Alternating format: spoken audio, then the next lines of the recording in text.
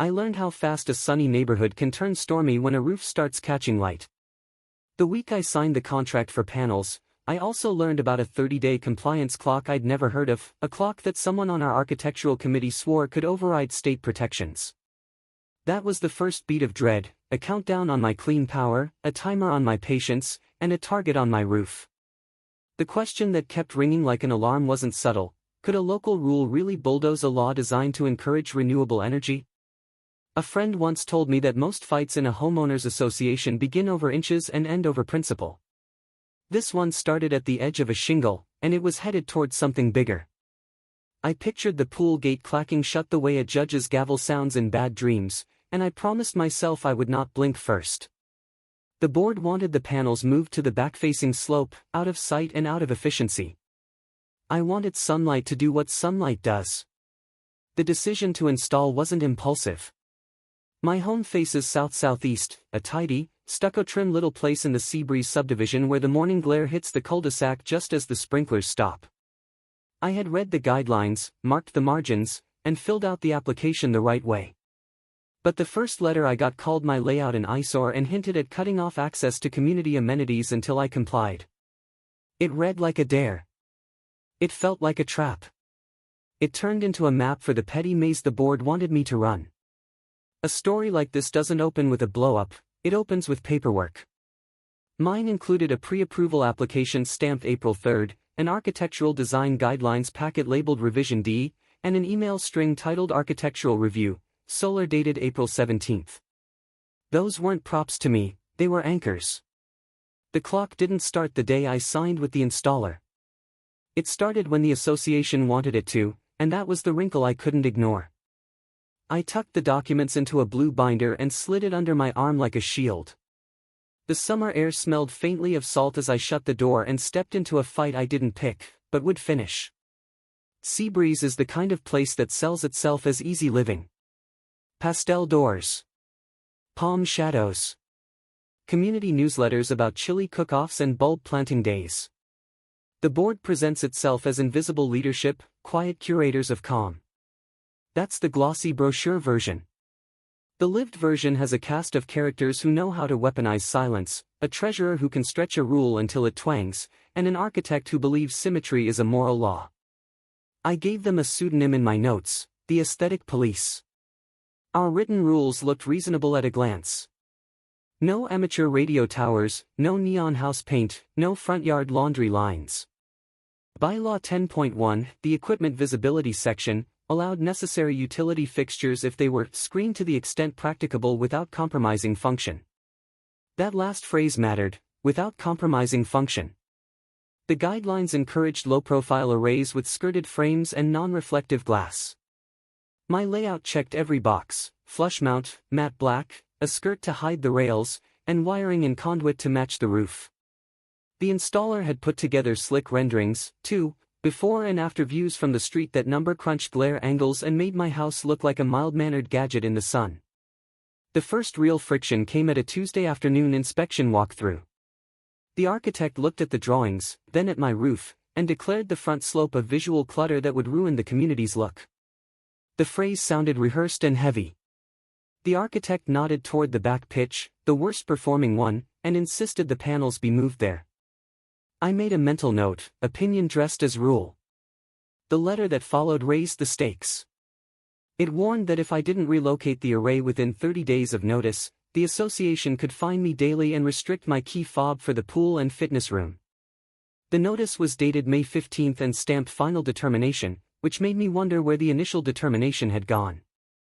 I dug into state law because I knew the board would lean hard on its reading of ours. The state solar access statute, which I'd bookmarked months earlier, prohibits associations from unreasonably restricting systems, including requirements that significantly decrease efficiency or increase cost. A move from the south-facing slope to a shaded rear pitch would blow both of those out of the water. I printed the statute and slid it behind Bylaw 10.1 in my binder. If they were going to argue aesthetics, I would argue function and law. If they were going to threaten the pool, I would show them a higher tide. The 30-day clock echoed through the house like a slow metronome. Every morning, I'd sip coffee and go back through the numbers. Production estimates at varying tilt angles, cost deltas for removal and reinstall, the installer's warranty language. I kept circling one sentence in the statute, cannot significantly decrease efficiency. The board's letter insisted my layout was wrong because the panels were visible from the street.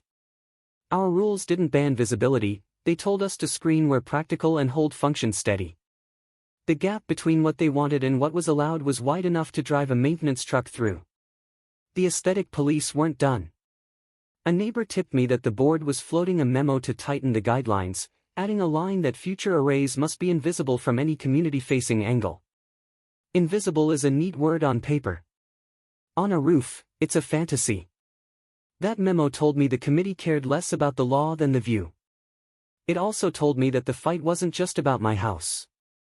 If this new line slipped into policy quietly, I'd be the cautionary tale that gave it teeth. I'm not a lawyer, and I wasn't trying to be one. But I do read, and I do prepare. I gathered 3 things that would show my case cleanly: the pre-approval stamped April 3rd, the state solar access statute printed and highlighted, and the ARC's letter with the May 15th date that started their 30-day countdown. That last one felt like theater, because it ignored the rule about function. Still, it was an evidence prop they'd try to wave around. Fine. I'd bring my own props and a better story. The first week passed in a low hum of emails, the kind that pretend to be helpful while funneling you into a corner. The architect wrote about community character. The treasurer referenced amenity rules as a leverage point. The president stayed silent, which is a skill some leaders treat like an art. I kept the tone even and tethered every answer to something printed. I followed deadlines, because people who follow deadlines often win fights about them. I asked the installer for updated renderings that showed the front slope from 3 angles and a glare study for an hour on either side of noon. Numbers are quieter than opinions. They also travel further. In Seabreeze, the pool isn't a luxury, it's summer sanity. Restricting access sounds like punishment for kids sneaking in after hours, not a homeowner who followed the process. The more I read, the more obvious it became: cutting off the pool was a social penalty disguised as a rules remedy. It wasn't about remedying anything. It was about embarrassing me into removal. That clarity stiffened my back. I wasn't fighting for the right to install a satellite dish shaped like a flamingo. I was fighting for a system that the state encourages for energy security and resilience. As the second week crept in with warm onshore wind through the palms, I had a blueprint for how this would go. The committee would escalate with letters and fines. They would try to make me the villain in a neighborhood story about aesthetics. They would call my roof clutter. I would be accused of bringing down values with black rectangles. I would respond with statute language, with production delta graphs, and with a set of renderings that made the array look like a quiet, orderly addition to a modern roofline. And I would do one more thing: I would start counting votes. The countdown wasn't just about moving metal, it was about whether a ticking, 30-day deadline could bully a community into surrendering their say on energy. What happens in a place like this when the clock is a weapon and the law is the shield? I knew the board feared 3 things: deadlines that they didn't control, money at risk, and public embarrassment. If I could flip the story from my roof to our policy, the clock would stop being a countdown to my compliance and start being a countdown to their exposure. The cleanest way to do that is boring and effective: an agenda item, a policy amendment, and ballots that force the issue out of shadows and into a vote. Not a scene at the pool gate. A pivot on paper. I asked the installer to revise the package with an expanded photo set and a 1-page executive summary for non-technical readers. I highlighted this phrase: front slope array achieves projected annual output, relocating to rear slope reduces output by 28% and voids production guarantee. 28% isn't a small number, it's a number a judge would notice if this ever went further. I didn't threaten lawsuits. I lined up facts on a page and let them point where they naturally point. The binder got thicker. The blue plastic covers creaked when I opened it on the kitchen table, and the spine was crowded with tabs: Bylaw 10.1, State Statute, ARC letters, installer renderings, ballot draft. I slipped in a photocopy of a board agenda excerpt that a neighbor texted me, a June draft showing architectural updates, roof equipment visibility slotted for 10 minutes. 10 minutes to rewrite the future of our roofs. 10 minutes to decide whether the word invisible would govern the sun. I sketched how to fight this on 3 fronts: paperwork, people, and patience. Paperwork meant the statute and the bylaws in harmony, not at war. People meant neighbors who might not install now but want to keep the option unharmed. Patience meant not taking the bait of drama and letting the apparatus grind through. Homeowners Association drama thrives on scenes. Real change thrives on process. A funny thing happens when you move from defensive to proactive in a neighborhood dispute. You start noticing the small, mechanical ways things can change. I drafted a neutral-toned request to place a policy clarification on the next agenda. I asked for language that would align Bylaw 10.1 with the state's protection by defining practicable screening as solutions that do not compromise efficiency or void warranties. I included the glare study's conclusion: negligible reflectance outside a narrow angle at midday, mitigated by matte coatings. Dry lines, quiet bullets, and no heat. Let them try to argue against data with adjectives. This wasn't about becoming a hero of good taste against bad governance. It was about preventing a slow erosion of rights one letter at a time. I had one more card to queue up, and it wasn't legal. It was social. The treasurer's own aircon unit sat on a side pad with a half-dead shrub as a screen. Visible from the sidewalk. Allowed because of function. I didn't take photos. I just wrote down the address, the lot number, and the rule number that tolerated it. If we were going to talk about eyesores, we'd need to talk about consistency. And yes, I felt the petty itch. If they blocked my pool access, I'd spend a Saturday on the sidewalk reading bylaws aloud to no one. If they called my home a blemish, I'd bring a measuring tape to the next walkthrough and catalog every visible utility box on the street. Petty revenge HOA fantasies are easy to script. But power plays are won in the margins. So I kept it quiet. I kept it slow. I slid a sticky note inside the binder's front cover: theme, community versus autonomy.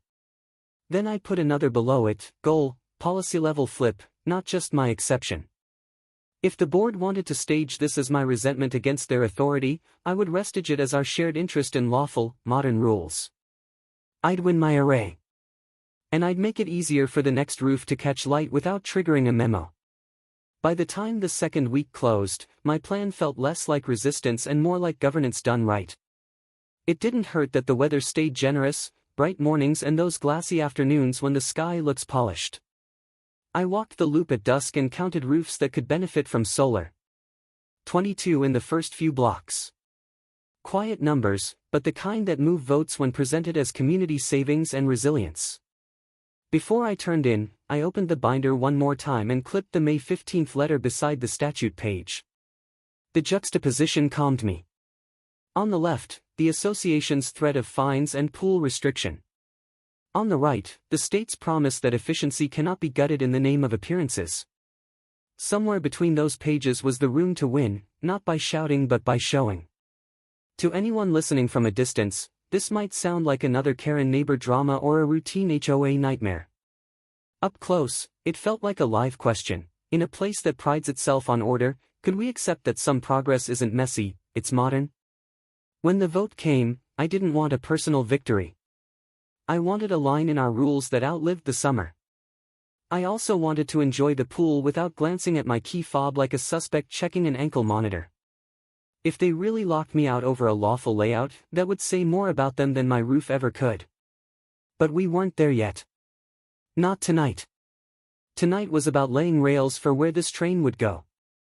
As the clock slid toward the halfway mark of their 30 days, I made one last addition to the binder, a one-page explainer that translated the technical into the simple. Panels on the front slope meet efficiency targets. Moving them to the rear loses output and voids guarantees.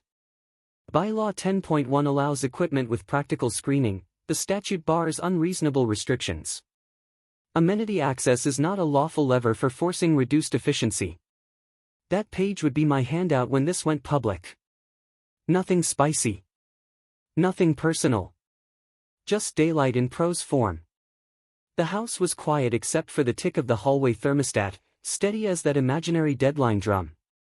Outside, the palms shivered lightly in the night breeze and the cul-de-sac lamps pooled gold on the asphalt.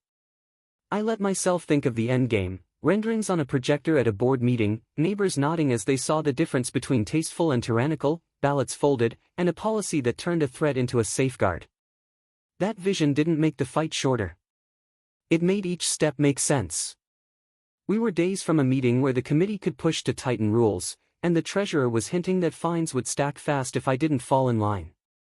What matters more in Seabreeze, an invented deadline or a law written to protect function?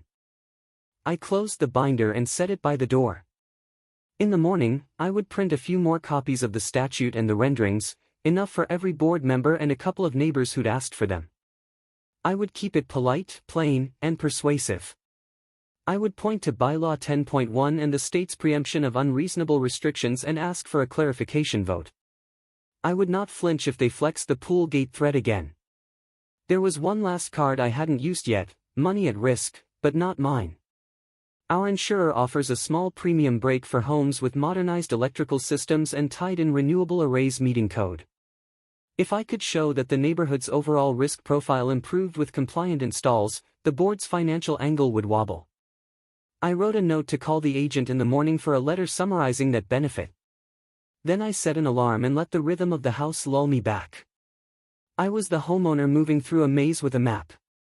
The association was the maze designer, irritated that someone had found a cleaner line through it. The next phase would not be a showdown at the pool gate or a dramatic unmasking at a barbecue. It would be emails, agenda items, votes, and a careful march through language until the rules aligned with reality. Not glamorous, but deeply satisfying. Like flicking on a bank of panels that had been waiting for permission the sun never asked for. And because I know these stories tend to find their audience among people who have lived through similar power plays, I'll say it out loud the way I wrote it in the margins of my notes. The most effective kind of HOA revenge story rarely involves raised voices. It involves raised hands and counted ballots. The next morning I reread the letters with the steadiness of someone lining up dominoes. The May 15th determination held its ground on page 1 with the pool threat tucked into paragraph 3. The state statute wasn't theatrical, it was plain and stubborn. I clipped the glare study to the front, a one-page graph with a neat valley at midday. The kitchen smelled like toast and printer ink, and out the window the street lay bright, a thin line of heat wavering over the asphalt. I sent the agenda request for a policy clarification and printed 5 copies of the renderings, each labeled with view angles and a short, calm caption. My plan wasn't secret, it was procedural. That's the part that unsettles committees used to winning by inertia. By lunch I had a neighbor count, not of cheerleaders but of pragmatists. The couple at Lot 12 wanted panels next year. The single dad at Lot 8 tracked summer electric bills like a scorecard. The retired teacher at the Bend wrote budget notes on index cards. They didn't want a fight, they wanted predictable rules. That is exactly what I wanted on paper, an alignment between Bylaw 10.1 and the state language. The words practicable and function needed a handshake, not a standoff. The installer emailed an updated summary, the kind with plain boxes and bold numbers. Relocate to rear slope, minus 28% annual output, increased cost for removal and reinstall, loss of production guarantee. Leave on front slope, maintains code, maintains warranty, negligible glare, maximum efficiency. I didn't need to dramatize it. The math drew its own frown. I slid that page into the binder behind the statute and put a yellow tab across the top so I could find it without looking. The house was quiet except for the software of the fridge and, faintly, a lawn service 2 streets over. That's when I realized the difference between being in a fight and being in a process. In a process, your best moves don't raise your pulse. I set 3 dates on a sticky note, May 22nd for a likely follow-up notice, May 28th to file the agenda request, June 10th for the workshop where they'd consider the new visibility line. The note stuck to the inside cover like a small flag. I added another, call the insurance agent for a letter confirming the premium credit when arrays meet code and maintain function. It wasn't a threat, it was a pocket of incentive that the treasurer would understand without a monologue. That afternoon I did one more thing. I wrote a 1-page handout for neighbors who asked what was going on. It didn't mention names or drama. It explained that the association has to balance aesthetics with function, that the state protects systems from unreasonable restrictions, and that a front-slope array can be tasteful, code-compliant, and efficient.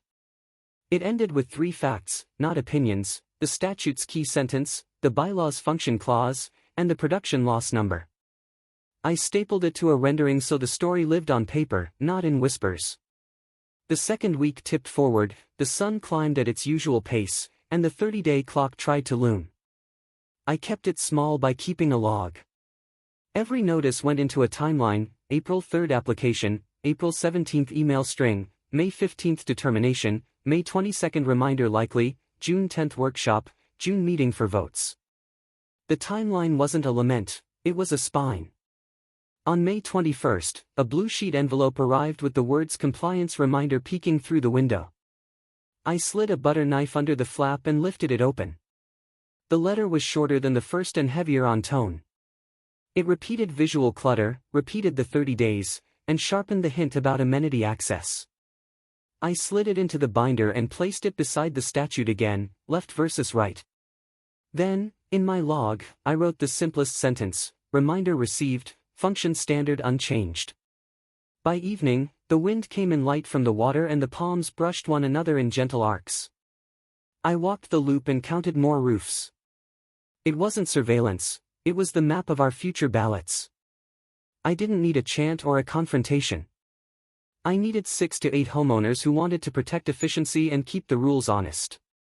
The board could try to move me on a deadline. I could move them on a vote. Before bed, I got an email from the agent.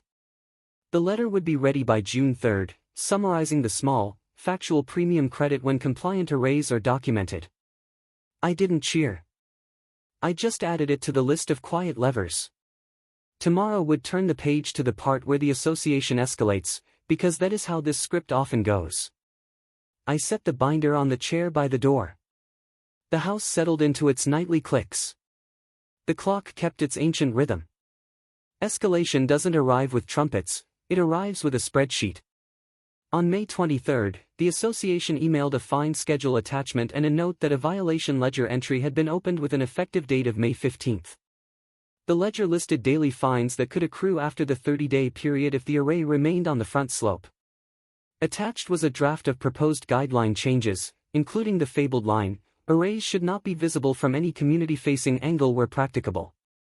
Practicable, again, but now stretched like taffy. The air outside was bright and glaring, and a small insect clicked against the glass as I read. I printed the ledger and slid it into the binder. Then I pulled out the agenda excerpt a neighbor had texted me, the June workshop draft with the 10-minute slot. 10 minutes for a sentence that could bend hundreds of thousands of dollars in future projects, and 10 minutes for a sentence that could collide with state law in broad daylight. The committee wanted the word invisible to carry a weight it couldn't hold. The word function stood nearby like a quiet witness. Money had entered the chat, not just as my cost to move equipment but as the association's risk, fines to collect, possible legal spend, and even a small premium credit that could vaporize if they misaligned policy. Which wallet would blink first when deadlines met dollars? I took out a pen and circled the ledger line that mattered most: daily fines post-deadline. The committee thought of them as pressure. I thought of them as an opportunity to frame their approach for the broader community, punish efficiency to preserve a view. The handout became a trifold in my mind, the kind neighbors pick up at the clubhouse table and read while waiting for coffee. No slogans, just 3 columns: what the bylaw says, what the state says, what the committee proposes. A single box at the bottom with the question that mattered: should visibility trump function? I also printed a single page titled Amenity Policy Clarification, excerpting the rule that ties access to compliance with community standards. I highlighted the part that permits restriction for safety and serious violations. Then I typed a 1-sentence email to the president, asking whether the association had ever restricted pool access for an equipment visibility dispute and under what authority. The answer would probably be slippery. The question itself would do work by existing in the record. On May 28, I filed the agenda request with my proposed clarification language: define practicable screening as measures that do not significantly reduce system efficiency, void warranties, or increase project cost beyond a reasonable percentage. I attached the glare study, the renderings, and the statutorily highlighted sentence. I kept adjectives out of it. I let the numbers talk. Outside, a contractor's truck beeped in reverse 2 blocks away, a mundane sound that felt like a backdrop to progress. The treasurer sent a terse reply that my request would be considered in the June workshop. The architect added a note that the committee still believed the front slope was unacceptable in appearance. Belief isn't a bylaw. I copied the sentence and placed it under the function clause in my binder with a paperclip, a small physical joke to myself about joining what they tried to separate. On June 1st, the workshop agenda went out. The 10-minute item was still a 10-minute item, but it had a new sub-bullet, review of member proposal for function-aligned screening definition. That was the first sign the process was working. I wasn't being indulged. I was being docketed. I could work with docketed. On June 3rd, I picked up the letter from the insurance agent. It confirmed a minor premium credit for documented, code-compliant renewable systems and noted that relocating arrays in ways that reduce function could negate the credit. I slid that into the binder behind a pink tab labeled Financial Context. I wasn't waving it around like a trophy. I was placing it carefully where the treasurer would eventually, inevitably, see it. The workshop day felt like a test you already studied for, and a bit of a fog rolled in that morning, softening the sunrise. I didn't dress to spar. I dressed to present. The clubhouse air conditioning hummed, the stack of agendas sat on a table with pens in a cup.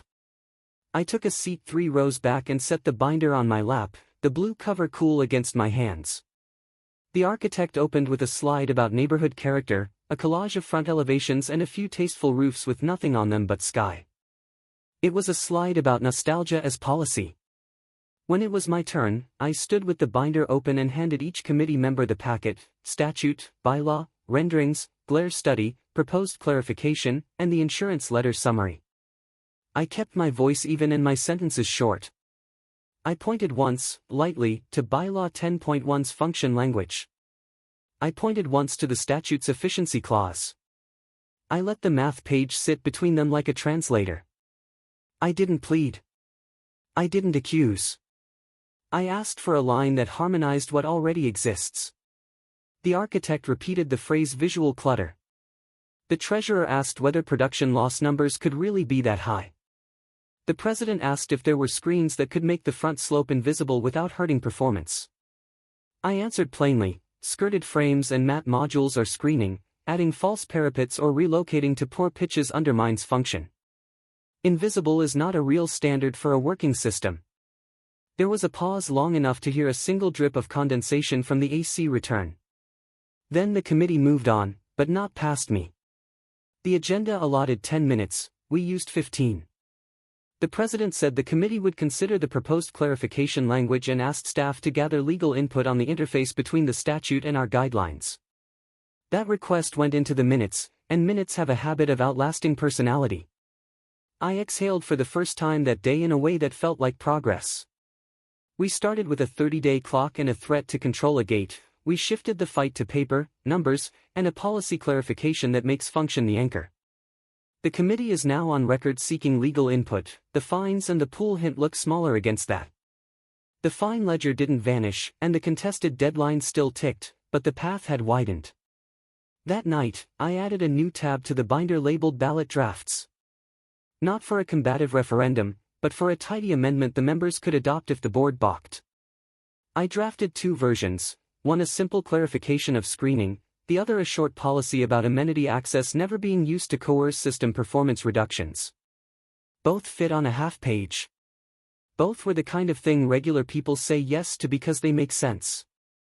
The board tried a new angle on June 6 with a message that the gate vendor would audit fob activity and that accounts with outstanding violations could face temporary suspension under the Amenities Use Policy Section 7.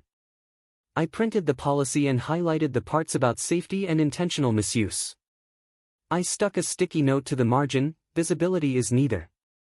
Then I drafted a calm note asking for the policy's citation history, when it was last used for a non-safety issue and what the outcomes were. The answer didn't matter as much as the fact that the question would live in the file. I also made a new page for the binder: consistency log. It wasn't a gotcha list, it was a ledger of permitted visible equipment screens that prioritized function: side yard aircon pads with shrubs, roof vents, utility meters with basic paint covers. The point wasn't to humiliate anyone. It was to show the pattern. We already accept visible equipment where hiding it would break it. Arrays are just modern equipment that catches light instead of pushing air. June 8 brought a small ripple. An email chain circulated that the committee's legal consult had flagged the word invisible as problematic in light of the statute. The architect suggested substituting minimized visibility where practicable. Minimized is pliable, but it bends more toward function than invisible. I marked the email with a green dot. Movement. That weekend I walked past the pool gate and noticed a compliance poster about wristbands for guests. The reader in me cataloged fonts and footnotes. The part of me in this fight noted the quiet social leverage of public signage. If the association wanted to edge me toward embarrassment, they'd use quiet in-person moments more than letters. I let that sink in and reminded myself that my endgame lived on policy paper, not at the turnstile. I started Section 5, my counterplay, on a Sunday afternoon with the kind of weather that turns the street into a mirage. Retaliation, in my version, meant structure. I printed a set of neutral flyers for interested owners, what we're voting on if this goes to a membership amendment, what changes, and what stays. I pre-filled the forms with the exact wording the board could adopt voluntarily. The flyers didn't mention me. They mentioned function. They mentioned modern compliance. They drew 2 boxes for a simple yes or no. No slogans, just choices. I also cued a measured card for the open forum portion of the next meeting, a single photo panel with sanctioned, visible equipment on 3 lots and a small caption at the bottom referencing Bylaw 10.1. Not to shame. To compare. I wanted the room to see that we already live alongside practical visibility, and the sky hasn't fallen. A gull called somewhere overhead as I laid the printouts on the table to dry. Neighbors started asking for copies of the glare study and the production math. I handed them out without commentary. The binder creaked when I added a new tab called Community Input, a place to tuck emails from owners who would never show up to speak but cared about waste and sense. I tracked each supportive note with a thin tick mark on a sticky. The pattern calmed me more than any bravado could.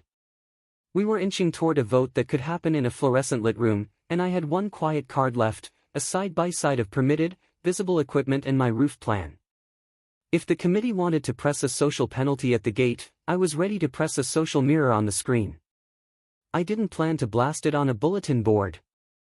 I planned to present it once, cleanly, when the chair asked if there was any member comment on the policy. No names. No arrows. Just the kind of everyday consistency that makes people nod.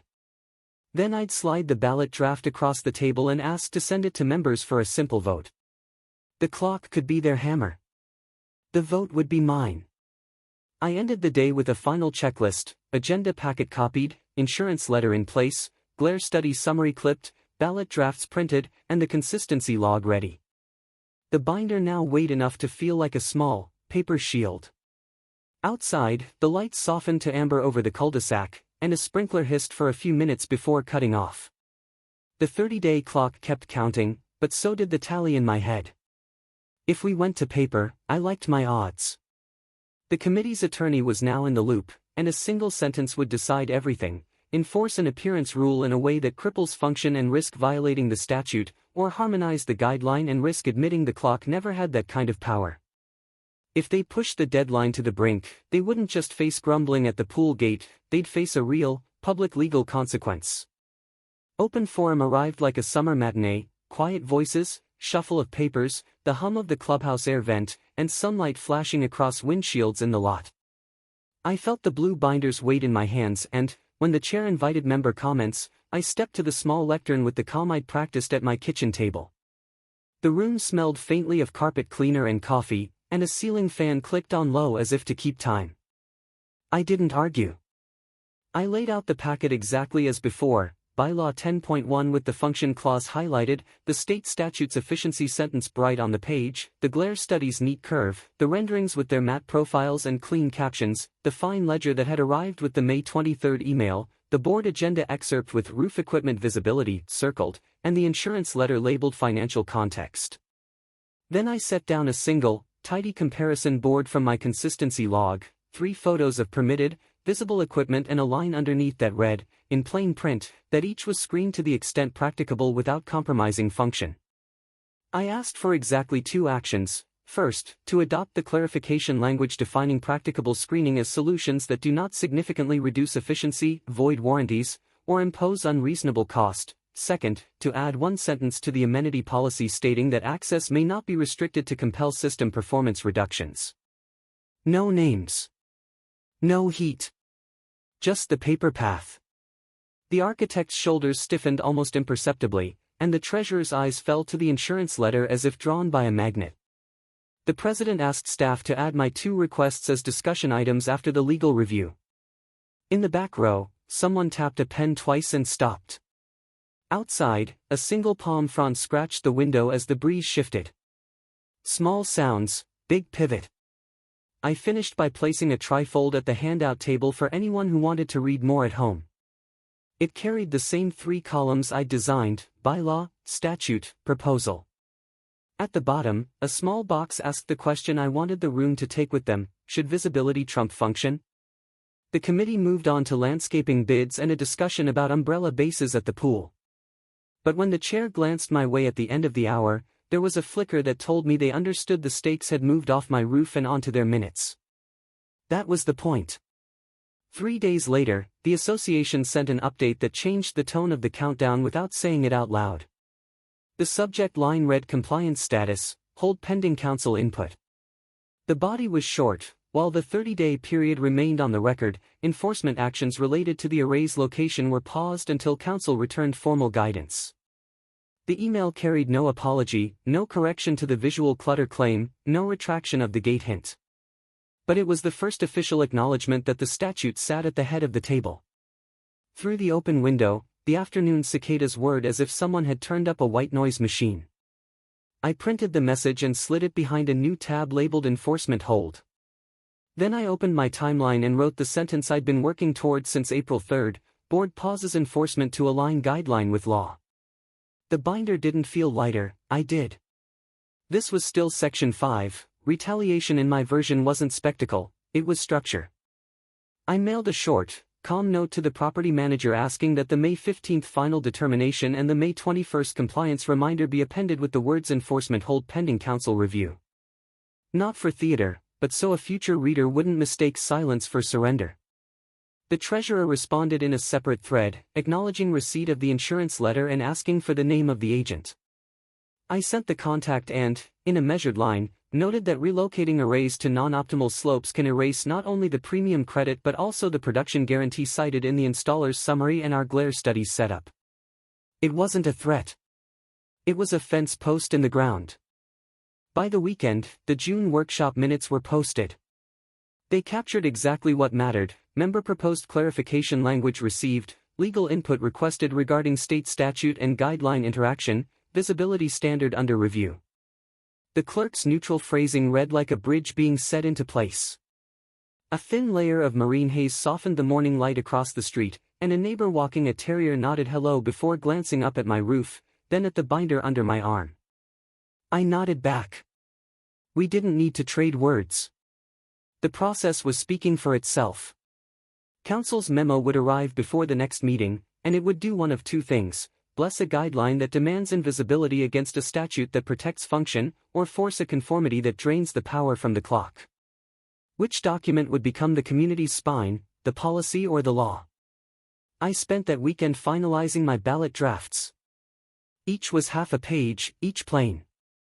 Ballot A, adopt the function-aligned screening definition.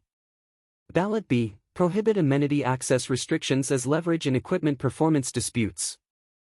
I left the signature block and date lines empty, because the board could still do the right thing without sending these to members.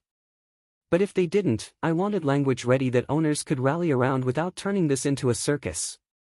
And I added one more page to the binder, a clipped print of the board agenda excerpt with a line in the margin: June business meeting, decision or delay.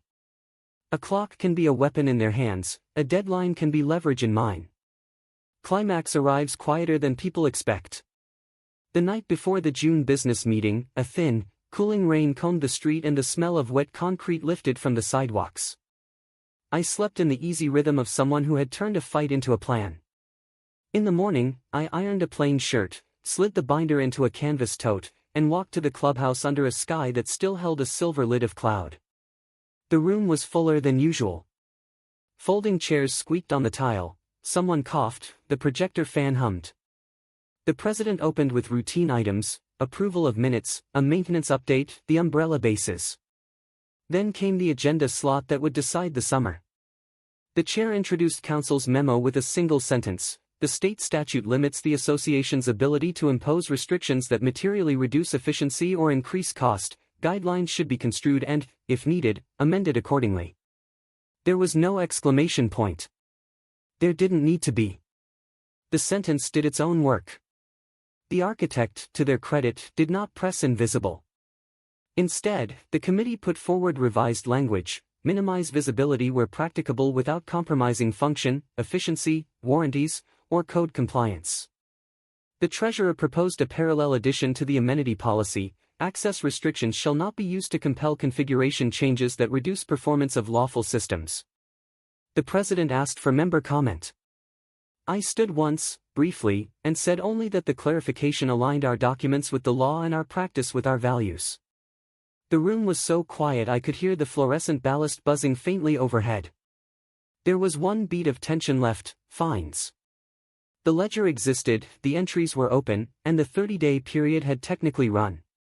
The treasurer glanced at the manager, then moved to rescind all prospective fines related to the array's location and to clear the ledger of entries tied to visibility in this matter.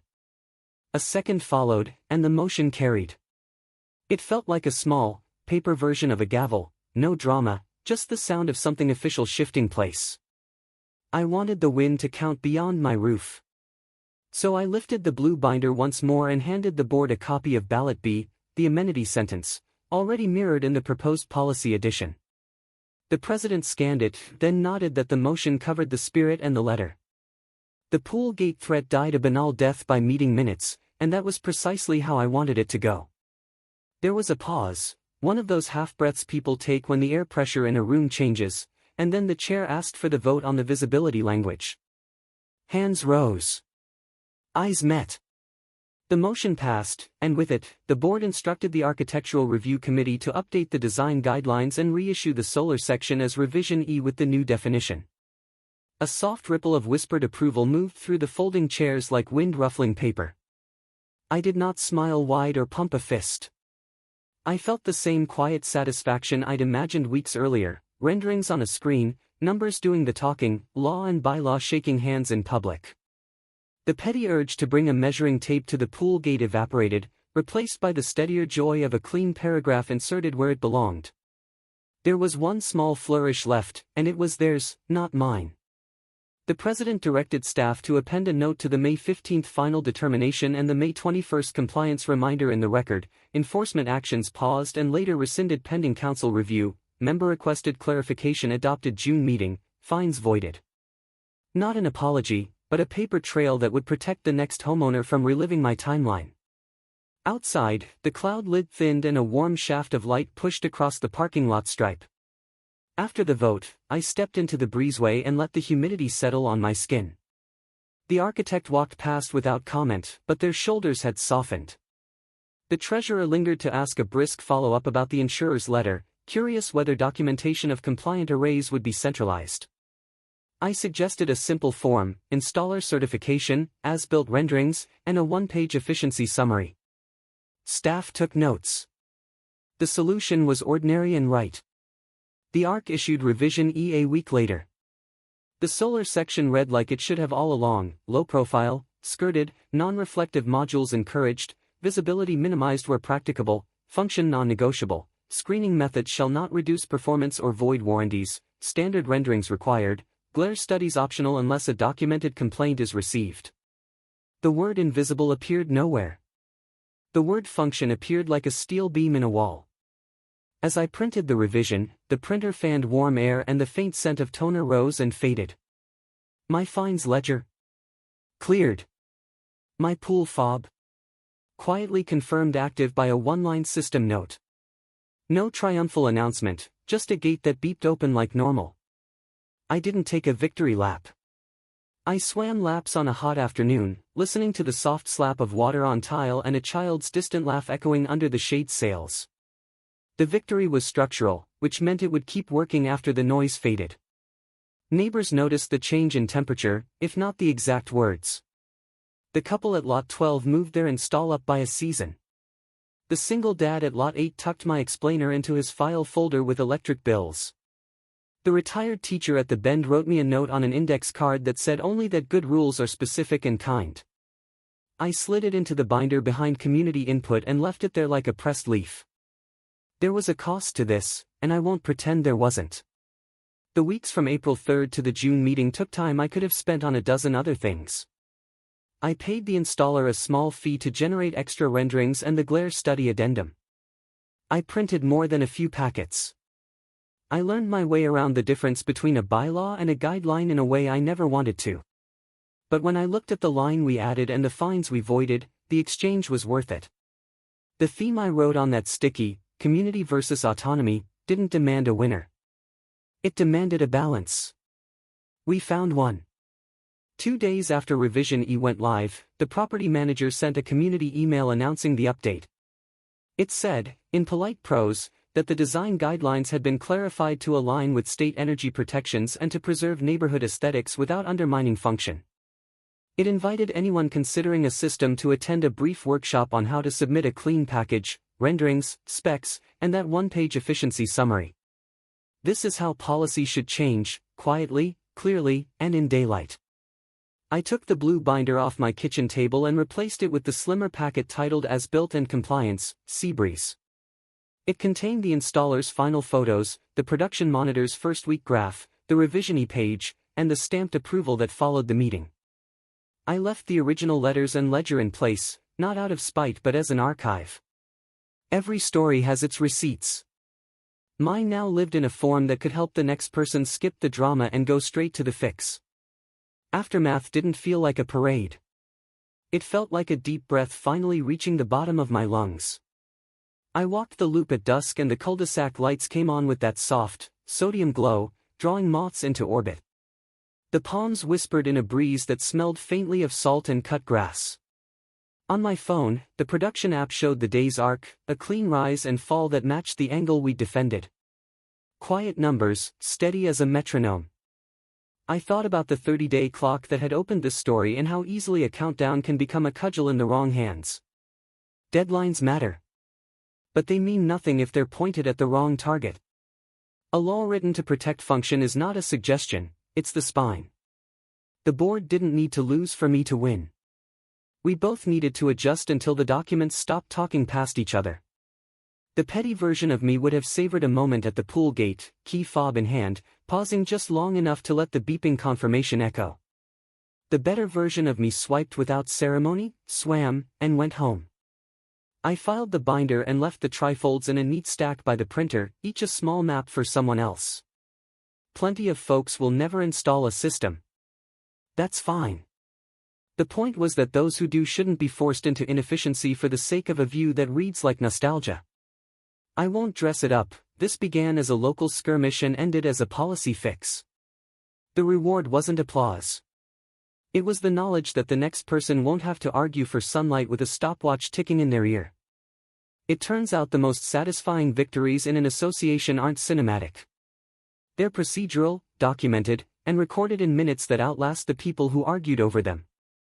Tell me your HOA solar Eyesore showdown in one line: clock versus law.